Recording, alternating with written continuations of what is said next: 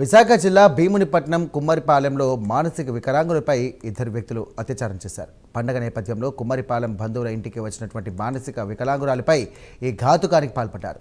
స్థానికుల సమాచారంతో వారిని అదుపులోకి తీసుకున్నారు పోలీసులు. దర్యాప్తు ముమ్మరం చేశారు. అమ్మాయి బ్యాటింగ్ గానే వెళ్ళింది. అమ్మాయి బ్యాటింగ్ గానే వెళ్తే ఆ అమ్మాయిని నోట్లో గోట్లో కుక్కేసి సైడ్ లోకి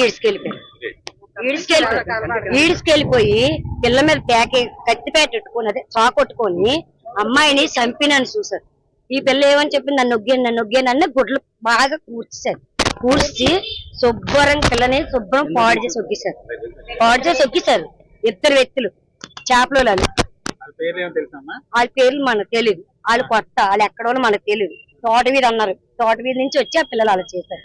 ఆ పిల్ల ఎక్కలే అందు, ఆ పిల్లకి న్యాయం చెయ్యాలి. నోరు తెలియదు, కాల్ రాదు, నోరు కూడా మాట్లాడడం రాదు. ఎస్ఎంతో మాట్లాడడానికి కూడా మేము పక్కనుండి మాట్లాడిస్తాను. తెల్లవారు పక్కనుండి సీఎంతో నేను మాట్లాడించాను. సీఏ గారితో, ఎస్సీ గారితో, జమాలతో నేను తెప్పించుకొని పిల్లలు మాట్లాడించుకున్నాను. ఆ ఎదవలకి ఎంత వద్దు కూడా మేలు చేయాలి, చంపేయాలి, చాలా కోపంగా ఉంది. నాకు కూతురు ఉంది, నా కూతురు ఎప్పటికీ కూతురు, పైదే కాదు అసలు. మీరు మాత్రం దాన్ని నొగలకూడదు, మాత్రం మేమైతే